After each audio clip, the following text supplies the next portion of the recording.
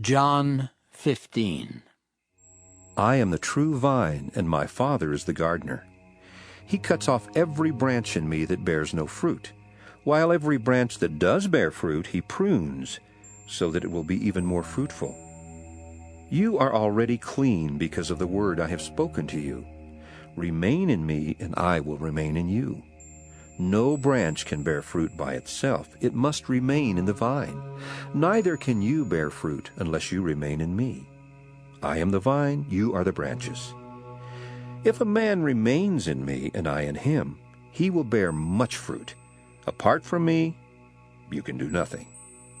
If anyone does not remain in me, he is like a branch that is thrown away and withers. Such branches are picked up, thrown into the fire, and burned. If you remain in me, and my words remain in you, ask whatever you wish, and it will be given you. This is to my Father's glory that you bear much fruit, showing yourselves to be my disciples. As the Father has loved me, so have I loved you. Now remain in my love. If you obey my commands, you will remain in my love, just as I have obeyed my Father's commands and remain in his love. I have told you this, so that my joy may be in you, and that your joy may be complete.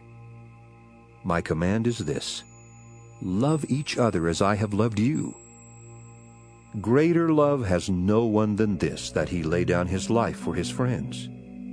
You are my friends if you do what I command. I no longer call you servants, because a servant does not know his master's business. Instead, I have called you friends. For everything that I learned from my Father I have made known to you. You did not choose me, but I chose you and appointed you to go and bear fruit, fruit that will last. Then the Father will give you whatever you ask in my name. This is my command: love each other. If the world hates you, keep in mind that it hated me first. If you belong to the world, it would love you as its own. As it is, you do not belong to the world, but I have chosen you out of the world. That is why the world hates you. Remember the words I spoke to you? No servant is greater than his master. If they persecuted me, they will persecute you also. If they obeyed my teaching, they will obey yours also. They will treat you this way because of my name, for they do not know the one who sent me. If I had not come and spoken to them, they would not be guilty of sin. Now, however, they have no excuse for their sin. He who hates me hates my Father as well. If I had not done among them what no one else did, they would not be guilty of sin. But now they have seen these miracles, and yet they have hated both me and my Father.